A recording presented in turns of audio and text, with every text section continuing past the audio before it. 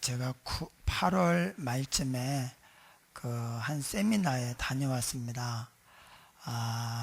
그게 이제 지금 계속 알아보고 있는데, 이렇게 알아볼수록 참 괜찮다 그런 생각이 들어서 그냥 제 개인적인 생각으로는 한 내년 초부터 이렇게 우리 교회가 이런 것을 어떤 신앙의 표대로 삼고 가면 좋겠다 그런 생각을 먹고 있는데, 이제 쉽지는 않습니다. 그래서 우리가 이제 같이 마음을 모두고 기도하면서 이렇게 가야 되는데, 그래서 이게 뭔지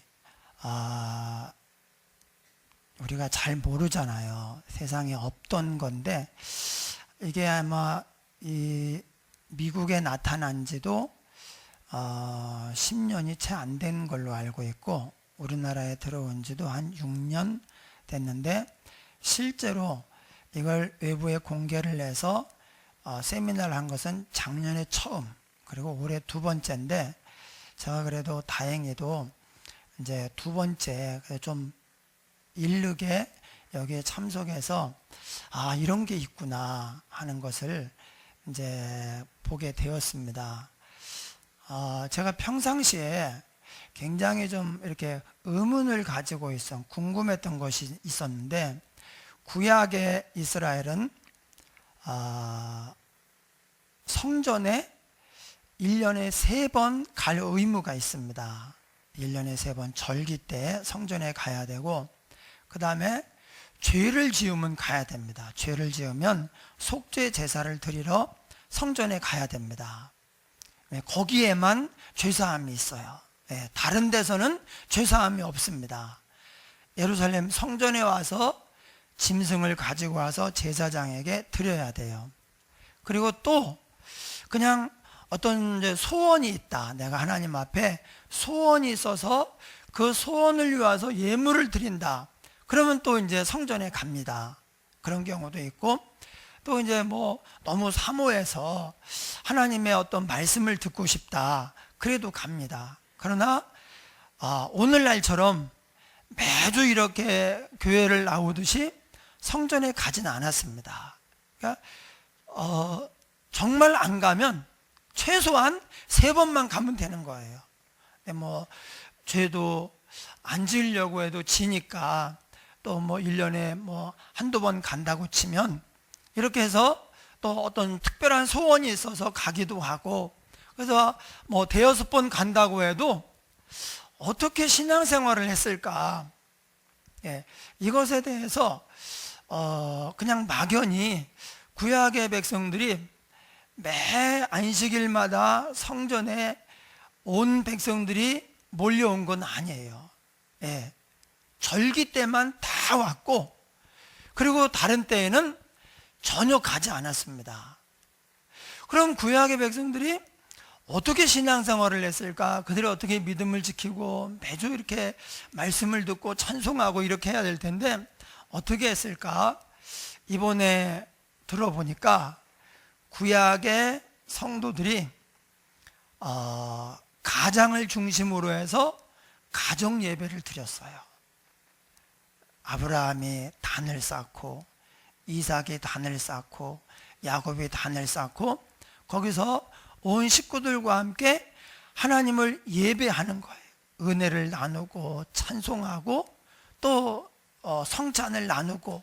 그래서 하나님이 우리를 여기까지 인도하셨다, 하나님의 은혜다, 우리 후손, 우리 가문의 앞날은 하나님께 달려있다, 우리에게는 하나님이 전부야 라고 하면서 자기가 체험한 하나님, 아브라함이 자기가 경험한 하나님을 이삭에게, 이삭이 자기가 경험한 하나님, 아브라함의 경험을 야곱에게, 야곱이 12 아들에게 계속 이야기를 하고 하나님을 기억하게 하고 같이 하나님을 찬양하면서 이렇게 가정 예배를 드렸던 거예요.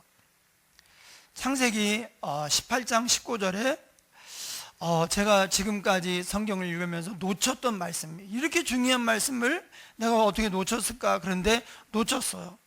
하나님이 아브라함에게 이렇게 말씀하십니다. 아브라함에 대하여 내가 그로 그 자식과 건속에게 명하여 여호와의 도를 지켜 의와 공도를 행하게 하려고 그를 택하였나니, 이는 나 여호와가 아브라함에게 대하여 말한 일을 이루려 함이니라. 하나님이 아브라함을 왜 택했는가? 왜 불렀는가? 그로 그 자식과 권속에게 명하여 여호와의 도를 지켜 의와 공도를 행하게 하려고 그를 택하였나니. 제사장들이 백성에게 가르친 게 아닙니다. 아브라함이 그 아들과 손자에게, 증손자에게 여호와의 도를 지켜 의와 공도를 행하게 하려고 그를 택하였나니. 그러니까 유대인들은 성전에는 그렇게 자주 오지는 않았지만 매 안식일마다 가정에서 가장이 그 가정의 제사장이 되고 가장이 예배 인도자가 되어서 예배를 드렸던 거예요. 그곳에 하나님이 임재하십니다. 영광을 받으십니다. 그리고 그런 가운데에서 하나님의 보호하심 속에 할아버지와 자녀, 할아버지와 아버지 세대, 아버지와 또 아들 세대, 손자 세대가 하나가 되는 거예요. 서로 의지하고 또 따르고 존경하고 또 아껴주고 축복해주는 이런 관계가 되는 것입니다. 사람은 그 뿌리를 찾는 존재예요. 그래서 나 혼자만 살잖아요. 제일 단순하고 편합니다. 혼자 사는 것. 그런데 별일이 아닌데도 불구하고 이 뿌리가 없는 신앙생활은요, 쉽게 쓰러집니다. 쉽게 넘어져요.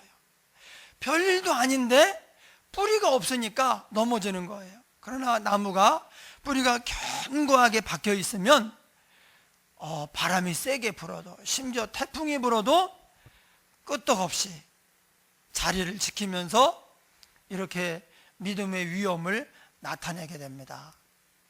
인생의 뿌리가 뭔가, 하나님이 이제 가장 기본적으로 뿌리가 되지만 우리 가정에 할머니 할아버지 때부터 믿었다. 할머니 할아버지와의 관계 속에서 은혜를 나누고 함께 예배를 드리고 찬양하고 그 간증을 듣고, 그리고 이제 존중하고 따르고, 할머니 할아버지는 또 자녀들 손주들을 축복하고, 이렇게 할 때 나도 모르는 사이에 내게 든든한 뿌리가 있는 거예요.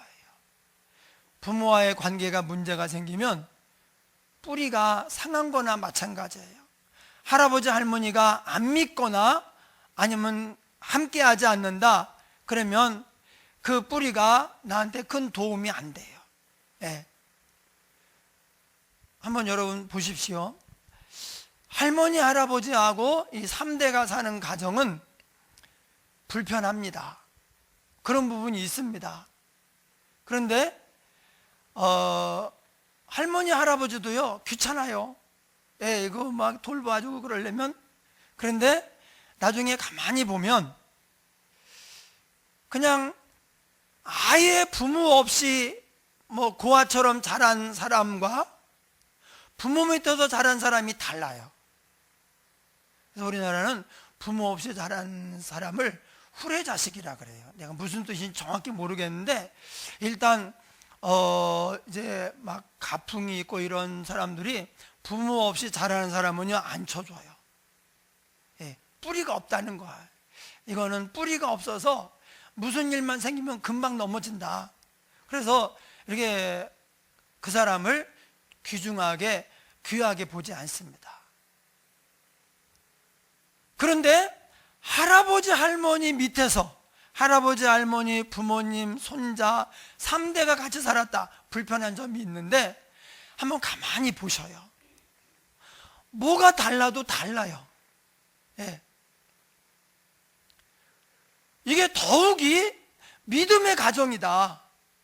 정말 할아버지 할머니가 하나님을 체험하고 기도해서 응답받고 믿음으로 하나님을 사랑하고 섬기며 그 체험들을 또 순간순간 또 가끔씩 이렇게 나누어주고 이렇게 할 때 이 하나님을 체험하지 못한 자녀 세대, 손주 세대가 하나님에 대해서 간접적으로 듣는 거예요. 여러분, 사사기 마지막에, 사사기 초 여호수아 마지막에 이스라엘이 신앙교육을 제대로 못했어요. 그러니까 신앙교육은, 신앙의 전수는 가정에서 하는 건데 아브라함도 그렇고 다 그런 거예요. 예, 성전에서 하지 않았습니다. 성전엔 절기 지키고 속죄제 드리고 소원 예물 드리고 또 하나님의 말씀이 너무 사모할 때는 가서 내게 주신 하나님 말씀을 듣고 그리고 이제 또 듣고 이렇게 하는 거예요. 신앙의 전수는 가정에서 할아버지와 부모가 자식들, 손주들의 신앙을 책임졌어요. 그래서 또 너와 내 아들과 내 손자들이 내 하나님을 경외하며 내가 내게 명한 규례와 율법을 지켜 행할 것이 아니냐. 그리하여서 내 날이 장구해지고 번성하며 형통하게 될 것이다. 가정이 믿음으로 하나님의 은혜와 임재, 그 영광이 가득해서 가정이 하나가 되면 자녀들은 뭔가 든든합니다. 나를 하나님이 밀어줘요. 그러나 또 할아버지부터 부모님과의 이 그 막힘이 없는 교제, 서로 존중하고 또 따르고 하는 이 속에서 뭔가 든든해서, 그래서 밖에 나가서 무슨 일을 해도 정말 자신감 있게, 그래서 자신감으로 말미암은 여유가 나오고, 그래서 그 향기가 풍기는 거예요. 예. 그냥 물론 이제 하나님이 하시기 나름이지만 혼자 큰 거 하고 부모님 밑에서 잘 큰 거 하고 거기다가 할아버지 할머니의 그 자상한 돌봄 가운데서 그 사랑 가운데서 교육을 받고 사랑을 받고 이렇게 해서 큰 거하고는 많이 다른 거예요. 그래서 아브라함에게도 그렇게 얘기하고 신명기 6장 2절에서도 그렇게 하면 내 날이 장구할 것이요 내 가문이 번성할 것이요 내가 형통하리라. 이렇게 세 가지 복을 주었습니다. 구약에 이스라엘 백성들이 어떻게 신앙을 유지했나? 우리처럼 이렇게 교회가 막 곳곳에 있고 그런 게 아닌데, 그게 이번에 D6를 하면서 그랬구나. 가정 예배가 이렇게 중요하구나. 그럼 신약은 어떤가? 신약도요, 다 처음에 가정에서 모였습니다. 어떤 가정에서, 베베의 가정에서 모이고, 어떤 가정에서, 다 가정에서 모여요. 가지고 가정에서 모이는데 이웃집이 옵니다. 뭐가 있거든요, 여기에. 은혜가 있고 뭐가 있으니까 이제 또 더 많아져요. 그러면 더 이상 이 소화를 못해. 그러면 집을 넓히는 게 아니라 이제 떼주는 거예요. 당신은 요 정도면 됐으니까 가서 가정에서 예배를 드려라.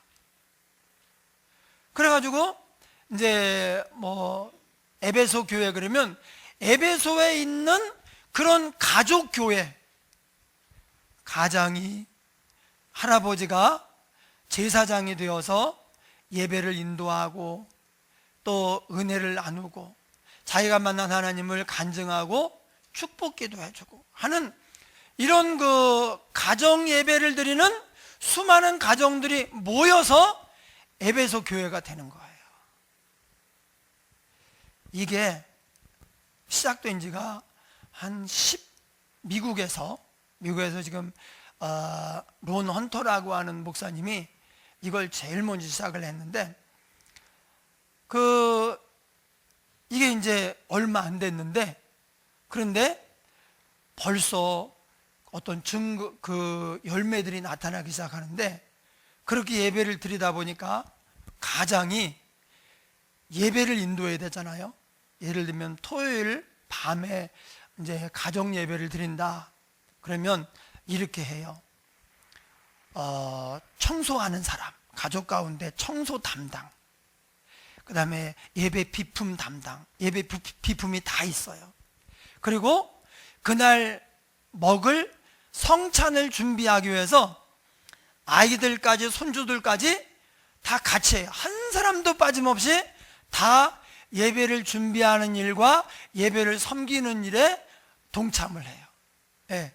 부모님이 해놓고 자식들은 참여만 하고, 아닙니다.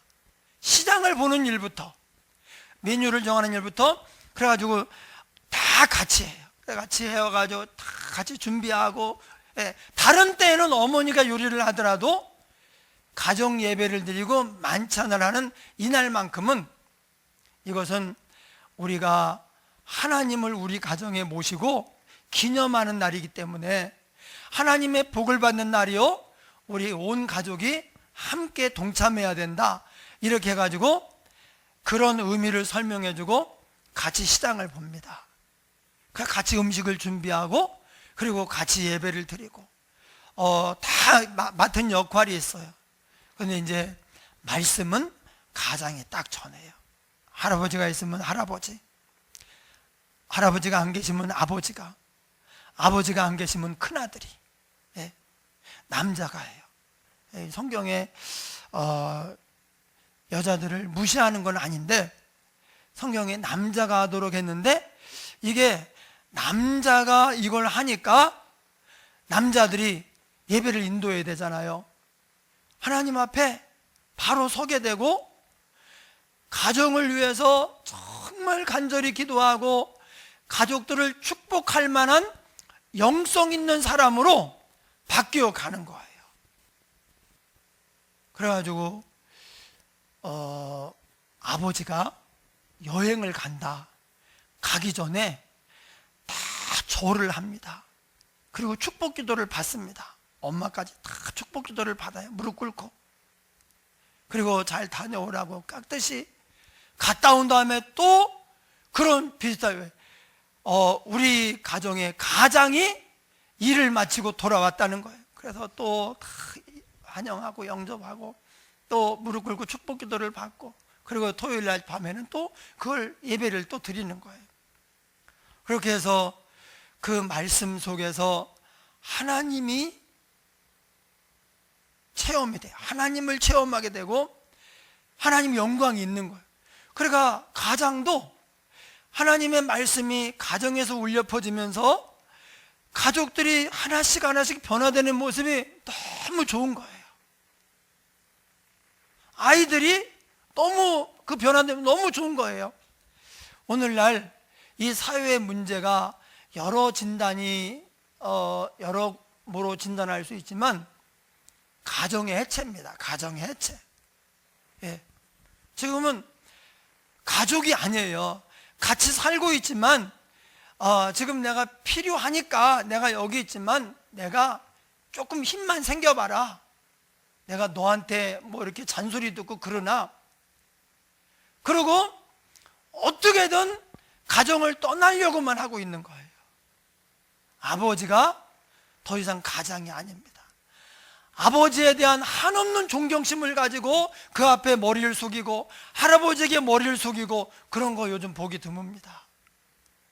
그런데 말씀으로 하나님의 임재와 영광 가운데 나의 축복과 우리 가문의 번성이 하나님께로부터 흘러오니까, 그러니까 또 아버지가 체험한 하나님 이야기 전하는 말씀을 통해서 가정의 제사장이 되니까 자녀들이 함께 예배를 드리면서 저절로 아버지에 대한 존경하는 마음을 갖게 되고 머리를 숙이게 되고, 그리고 자기의 어려운 얘기를 하고 다 같이 기도하고 하나님이 또 응답해 주시고 그걸 또 나누고 하니까 가정이 교회가 되는 거예요.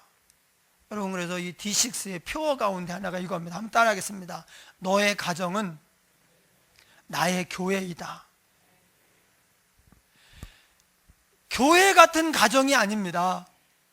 가정이 교회인 거예요. 그게 원래 구약의 모습도 그랬고 신약의 초대교회의 모습도 그랬어요. 이제 이게 조금 이제 변경이 돼서 이제는 가정이 교회가 아니고 교회만 교회인데, 여러분 가정이 해체가 되잖아요. 부부간에 문제가 생겨서 균열이 가고 부모 자식 간에 갈등이 생겨서 균열이 가면은 그럼 교회도 약해져요. 가정이 해체되면 교회도 흔들리고 약해지고 무너지는 거예요. 작년에 2018년도에 우리 합동측, 우리 교단입니다. 합동측에 교인 수가 2017년에 비해서 2만 6천 명이 줄었어요. 다른 교단은 줄어도 우리 교단은 그동안에 안 줄었어요. 우리 교단은 그래도 조금 늘거나 아니면 거의 비슷하거나 그랬는데 2017년도에서 2018년도 작년 한 해 그리고 재작년 한 해하고 비교할 때 2만 6천 명이 줄었어요. 1000명 교회가 26개가 없어졌고 100명 교회로 치면 260개가 없어진 거예요. 이게 이제 교회에 문제가 많고 사회에 문제가 많아서 여러 가지로 우리가 해석을 할 수 있습니다. 진단할 수 있어요. 그러나 그 중에 또 아주 중요한 한 부분은 가정의 해체예요. 이걸 막을 수가 없습니다. 제가 이런 D6에서 토요일 저녁마다 가정 예배를 드리는데, 교회 예배 드리는 것은 이제 가정 예배 드리는 제대로 드리면요 반이에요. 반. 가정 예배가 훨씬 더 은혜스럽고 충만하고 임재를 느끼고, 왜냐하면 이게 하나님이 원래 만들어 놓으신 원형이거든요. 원형. 구약이나 신약이나. 그러니까 그렇게 가정 예배를 드리다 보면 부부간에 문제가 생겨서 깨진다, 내가 볼 때 그런 건 상상도 할 수 없어요. 자녀가 부모를 거역하고 부모가 자녀에게 실망을 하고, 이런 것은 하나님의 임재가 있는 가정 예배를 드리는 가정에서는 상상도 할 수가 없어요. 이렇게 돼서 온 가정들이 부모를 공경하는 거예요. 그래서 이제 친구를 초대해 가지고 너 토요일 날 시간 있냐? 우리 가정 예배 드리는데 한 번만 와서 참석해 봐라.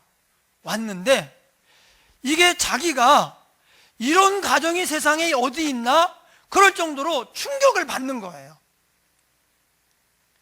그래서 어떻게 이럴 수가 있는가? 다 가정이 화목하고 하나님의 복을 받아 잘 돼야 부모도 행복하고 자식도 큰 힘을 받아서 세상에 나아가 승리할 수 있어요.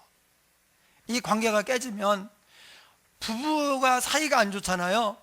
그러면 남편이 밖에 나가서 자신 있게 밀어붙이고 힘 있게 못합니다. 이게 마치 끈 떨어진 연 같아요. 부부 사이가 안 좋고 그러면 아내도 집에서 집이든지 직장하든지 행복하지 않아요. 아내는 행복하지 않고 남편은 힘을 완전히 잃어버리는 거예요. 자식도 마찬가지입니다. 부모와의 관계가 안 좋으면 그럴 수밖에 없는 상황이에요. 왜? 자기밖에 모르니까 막 가정이 해체되고 세대 분리가 되고, 그래서 어떤 걸로도 이걸 회복시킬 수가 없습니다. 그러다 보니까 자녀들도 인내심도 없고 자신감도 없고 자기도 행복하지 않고, 그러니까 밖에 나가서 이제 힘들고 그걸 막 표현하고, 그러니까 막 나가는 거예요. 그걸 보는 부모도 마음이 안 좋죠. 그런데 가정 예배를 온전히 드려서 자녀의 신앙 교육은 나한테 달려있다. 이런 마음을 가지고 계속 기도하면서 축복하고 이렇게 하는 가정은 부부 간에 문제가 생긴다, 부모 자식 간에 무슨 갭이 생긴다, 이런 건 상상할 수도 없어요. 그리고 제가 지금 다 알아본 건 아닌데, 이렇게 가정 예배를 드리면서 하나님의 은혜와 축복을 경험한 가정들은 아이들을 많이 낳아요. 네. 요즘 아이들을 잘 안 낳는 시대고, 그래서 아이 많이 낳으면 그거 어떻게 키우냐, 학원은 어떻게 보내고, 이런 생각을 하잖아요. 그런데 이상하게 제가 아는 가정, 지금 이제 뭐 그 책을 통해서나 이렇게 들은 가정들이나 한 5명씩 낳아요. 막 4명, 5명, 최소 3명. 예. 2명 낳으면 명함도 못 내밀어요. 왜 그럴까? 저는 이게 너무 재밌어서라고 생각합니다. 아이를 낳아서 키워서 믿음으로 키우는데 그 아이들이 하나님의 은혜 가운데 자라는 모습이 너무 재밌는 거예요. 그러니까 이제 예를 들면 오늘 서광환 집사님이 아들이 셋이잖아요. 아들 셋을 데리고 또 이제 큰아들은 또 결혼을 해서 셋을 또 낳았잖아요. 그럼 몇 명이야? 둘, 셋, 넷, 셋, 9명이네. 예. 9명이 딱 앉아요. 근데 다 자기 자리가 있어요. 가장, 그리고 큰아들, 엄마 해가지고 쫙 자기 자리가 있어요. 그 자리에서 이제 예배를 드리고 축복 기도를 하고, 그리고 아이들이 교회에서 배운 거를 자기 나름으로 소화해서 또 이야기를 하고, 어려운 점들을 이야기하고, 아침마다 기도하고 저녁마다 기도하고, 그렇게 해서 자라는데 그 자라는 모습이 너무 이쁜 거예요. 그러니까 애를 뭐 한둘 낳고 말 수가 없는 거예요.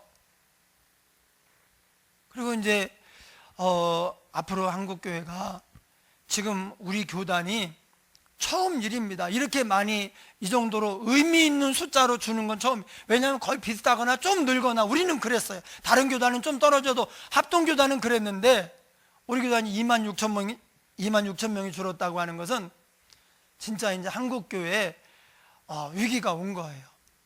근데 왜 위기가 오느냐? 이겁니다. 전도는 일단 차치하고라도 자기가 안 낳았어요. 일단 예수 믿는데 생육하고 번성하여, 하나님이 그러셨는데 안 낳았어요. 왜? 우리만 행복하게 잘 살자는 거예요. 하나님의 대대로 번성하며 하나님 나라를, 이런 그 비전이 없는 거예요. 안 낳고, 그리고 낳은 자녀들을 잃어버렸어요. 세상에 뺏겼어요.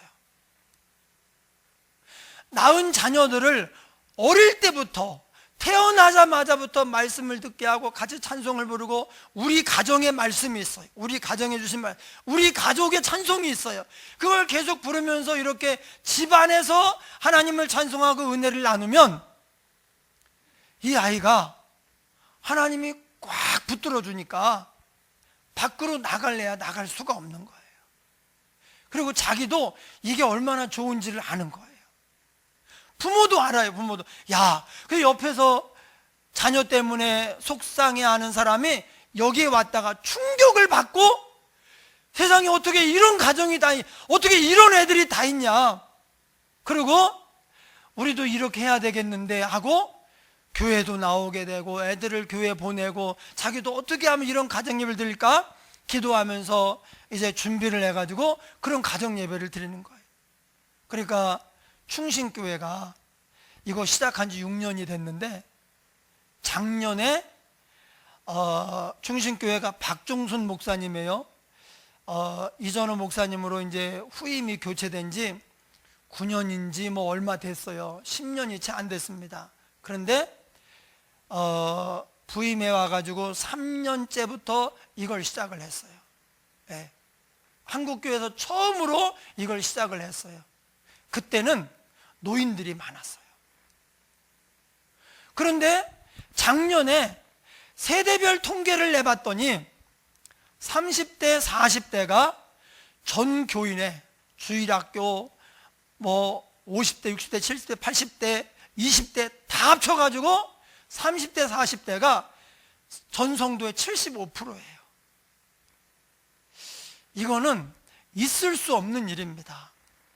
왜 그렇게 됐는가? 그 D6를 통해서 가정 예배를 드리고 거기에 뭔가 변화가 나타나기 시작한 거예요. 그걸 와서 전도할 예수 믿어라 교회 가자 그것도 아니에요. 그냥 우리 교회 가정 예배 드리는데 애들이 속썩여? 우리 애들은 안 그러는데 한번 와서 봐라. 와서 그 가정 예배 드리는 모습을 보고 충격을 받는 거예요. 그래가지고 여기에 몇 번 또 다른 데 가서 또 다른 이제 또 추천을 한 가정에 가서 가정 예배를 드려보는 거예요. 토요일 날 드리니까. 그런데 이게 세상에 없는 그런 분위기이고 풍경인 거예요. 그러니까 도전을 받아가지고 이렇다면 나도 교회 나가야 되겠다. 그래서 그 사람이 변화되고 그 가정이 변화되고 그 가정이 또 이렇게 전도를 하고 하니까 6년밖에 안 됐는데 75%가 30, 40대 비중을 차지하는 그런 교회가 됐어요. 여러분, 우리가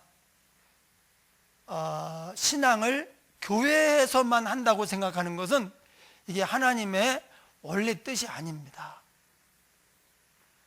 아브라함이 안 하고 이삭이 안 하고 누가 할 수 있겠어요? 그러니까 하나님의 뜻은 할아버지가 손자에게, 부모가 자식에게 신앙을 전수하는 거예요. 우리는 체험한 게 있거든요. 그래서 여호수아 마지막 사사기초에 이런 말이 있어요. 하나님을 체험한 세대가 다 죽었어요. 그런데 그 다음 세대에게 하나님에 대한 신앙이 전수가 안 됐어요. 유대인 역사 속에서 가장 이제 어둡고 가슴 아픈 그런 시기였어요. 이때 이제 유대인들이 깨달았어요. 그래가지고 그 다음 세대가 하나님을 떠나고 그 땅에 우상 숭배를 하고 자기 소견에 오른 대로 행했다, 이렇게 말하고 있습니다. 그런데 그 세대를 성경에서 이렇게 얘기를 해요. 하나님을 체험한 세대가 떠나고 다음 세대라고 얘기되잖아요. 다음 세대. 그런데 다른 세대가 나타났다, 이렇게 말하고요. 다른 세대. 그러니까 이 신앙이 전수되는 하나님의 백성들의 계열이 아니고 다른 세대가 나타난 거예요. 하나님의 백성이 아닌 다른 세대가 나타났어요. 그러더니 이 세대가 믿음이 없이 우상 숭배하고 그 땅의 신들을 섬기고 자기 소견에 오른 대로 행하니까 하나님의 통치를 받지 않고, 그래서 이제 이스라엘 역사 속에 가장 암흑 시대가 되었어요. 여러분, D6는 이제 본질이 이겁니다. 가정에서 신앙을 전수하자. 교회도 그것을 돕는 교회가 되자. 교회는 가정들이 모여서 하는데 그걸 어떻게 하면 부모들이 잘 신앙을 전수할까? 어떤 프로그램이나 내용들, 이런 것들을 가지고 교육을 통해서 부모가 믿음이 성장하고 자녀들을 축복하고, 그래서 가정에 하나님의 임재와 영광이 가득한 예배를 드리는 그런 가정이 될 수 있도록, 그러니까 매일 토요일마다 막 설레고 은혜가 넘치고 자녀가 하나 태어날 때마다 하나님이 또 이 자녀를 어떻게 또 쓰실 것인가 기대가 되고, 그러니까 막 자꾸 낳는 거예요. 물론 제가 5 이상 낳은 가정은 아직 못 봤는데 5은 굉장히 많아요. 5은. 그러니까 교회가 부흥할 수밖에 없죠. 우리의 자녀들을 세상에 하나도 빼앗기지 않고 다 붙잡아 놓는다. 그러면 교회가 침체할 수가 없어요. 우리가 낳은 자녀들을, 둘씩 낳았다 또는 하나를 낳았다, 이 자녀들을 세상에 빼앗기지 않고 이 자녀들을 다 붙잡았다, 믿음 안에 세웠다. 그러면 어떻게 교회가 어떻게 침체하겠습니까? 그러니까는 그렇게 하고, 또 부부 간의 문제로, 자녀 문제로 속상해하고 고통받는 부모나 부부들을 그냥 너 시간 있냐? 하면 우리 교회 가정예배 한번 와봐. 초대를 하는 거예요. 어떤 경우 그냥 그때 식사하는 거예요. 아이들이 같이 음식을 준비해서 같이 식사하는 거니까 식사 모임에 초대하는데 예배 먼저 드리는 거예요. 그래가지고 예배를 드리는데 거기가 세상에 자기가 꿈도 꾸지 못한 그런 풍경인 거예요. 그러니까 우리 가정도 이렇게 되면 좋겠다, 사모하는 마음이 생겨서 그렇게 나아가니까 전도가 잘 되고, 그러니까 침체가 아니라 자기 하나님이 주신 자녀들은 다 지키고, 자녀들 친구가 놀러 옵니다, 아빠 친구가 옵니다, 엄마 친구가 옵니다. 가정예배 드리는 곳은 자기 가정만 드리는 경우는 거의 없어요. 매주 누군가를 초대해 가지고 같이 예배를 드려요. 몇 번 초대해서 예배를 드릴 수도 있고, 그게 또 엄마 혼자만 음식을 하고 청소하고 그러면 힘든데, 그날은 엄마가 하는 날이 아니에요. 온 식구가 동참을 해서 이렇게 하는 날이에요. 그러니까 엄마도 힘들지 않고 정리까지도 온 식구들이 다 해요. 그렇게 하니까 이게 어렵지 않고 이게 진짜다. 제가 계속 보고 지금 알아보고 얘기를 나누면서, 야, 이거 진짜다. 이거 쉽지는 않습니다. 그런 가정을 만들고 그런 예배가 되기까지 쉽지도 않고, 우리 교회가 D6 교회로 가정 예배를 최우선으로 생각하면서 목표로 정하고 가는 이런 교회로 이제 간다, 이런 것을 정하는 것도 일단은 쉽지 않아요. 예. 그런데 만약에 이렇게 된다면, 지금 몇몇 교회들이 하나님이 주일학교에 주신 인원을 한 명도 안 놓치고 중고등부에 올라간 인원을 한 명도 안 놓치고 청년부를 한 명도 안 놓치고 장년부로 이렇게 되는 거예요. 이건 있을 수 없는 얘기거든요. 그런데 이런 역사가 D6를 하는 교회들에서 나타나고 있어요. 어떻게 한 명도 안 놓칩니까?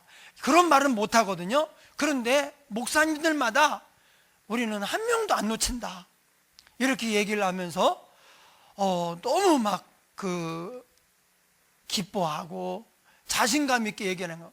요새 한국교회 자기 목회에 대해서 이렇게 자신감 있게 얘기하는 교회는 참 드물거든요. 예, 그래서 우리가